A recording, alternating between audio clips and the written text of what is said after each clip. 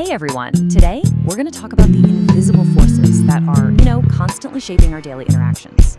From a simple handshake to a big team meeting, there are all these hidden rules guiding pretty much everything we do. I mean, really think about that for a second. We spend so much time and energy picking just the right words.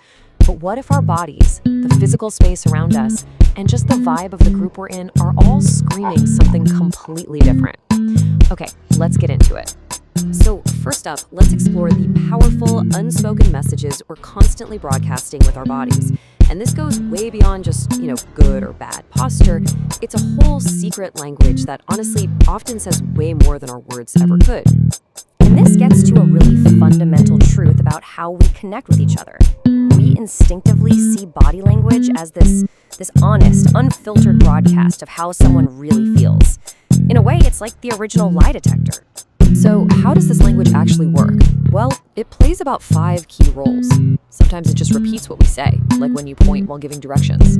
Other times, it totally contradicts our words, which is a huge red flag for dishonesty. It can substitute for words. I mean, a simple shrug says it all, right? It can complement a message, like a warm pat on the back when you say good job. Or it can really accent a point, like slamming your hand on a table for emphasis. Right, so when our brains get these mixed signals, we almost always default to trusting the body over the voice. That nonverbal message it cuts through all the noise because it feels more real, more authentic, and way less filtered. Okay, so let's zoom out a little bit from our own bodies to the actual space between us, because we all live inside these invisible bubbles of personal space, and the rules that govern them have this huge impact on how comfortable we feel and how we communicate. There's actually a science to this, and it's called proxemics. And it's not just about how close you stand to someone at a party. It's about how we design our homes, our offices, even our cities, and how all those spatial decisions are quietly shaping our social lives. And this part is absolutely crucial to remember. There is no single right amount of personal space. What feels totally normal and friendly in one culture can feel really intrusive, or maybe even cold and distant in another. That comfortable gap you leave between you and a coworker, that's not instinct. That's something you learned from your culture. This story from a contractor who was in Afghanistan is a perfect example.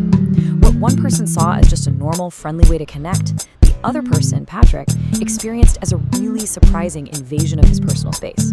Now, his decision to just roll with it probably saved them from a really awkward misunderstanding. And it just shows you how important it is to be aware that these cultural rules are even a thing. All right, so we've talked about individuals and we've talked about pairs. But what happens when we zoom out even further to the super complex world of groups? Well, that's when the dynamics change in some pretty fascinating and honestly sometimes startling ways. The simplest change can have the biggest impact. A group of 2 people, what sociologists call a dyad, it's really intense, but it's also super fragile. If one person leaves, the group is just gone. But add just one more person, making it a triad, and everything shifts. The whole group becomes way more stable because that third person can step in and act as a mediator if the other 2 start to argue. That stability is also what makes a group such a powerful source of pressure. We're wired to want to conform, to fit in. But it begs the question, just how far can the influence of an authority figure push us when we're in a group? Well, a very famous experiment decided to find out. So back in the 1960s, the Milgram experiment tested how obedient people would be to authority. Participants were told by a guy in a lab coat to give electric shocks to another person for every wrong answer. The result was, it was shocking. A staggering 65% of people obeyed the authority figure all the way to the end, delivering what they thought was a final massive 450-volt shock. It's a pretty chilling look at the power of authority. Of course, most of the groups we're in aren't that extreme, but they can definitely still fall apart. And the problems usually come from these kinds of hidden factors. When leadership is weak or the goals aren't clear, you get chaos. When you have unspoken roles causing friction or people just aren't on the same page, you get conflict. These are the invisible tripwires that can make any team stumble. But the opposite is also true.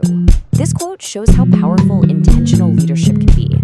Just setting clear expectations and respecting people's time can totally transform a group's dynamic. It builds trust, it builds focus, and it turns what could have been a waste of time into something really productive. And for the final piece of this puzzle, let's let's look at one of the most subtle things we do in our interactions, the way we constantly change how we speak and act to either fit in or to stand out.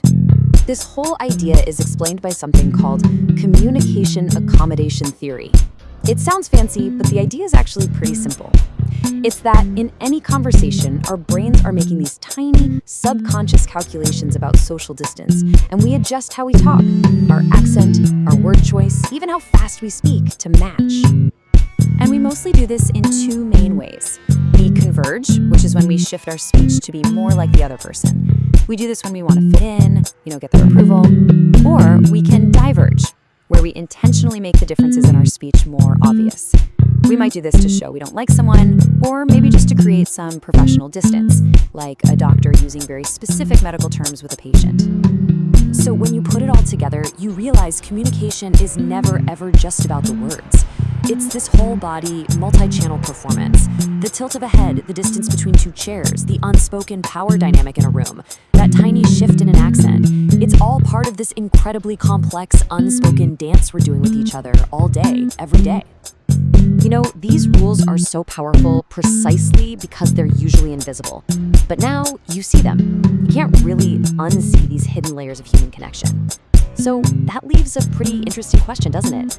Knowing the rules of the game, how are you going to choose to play it?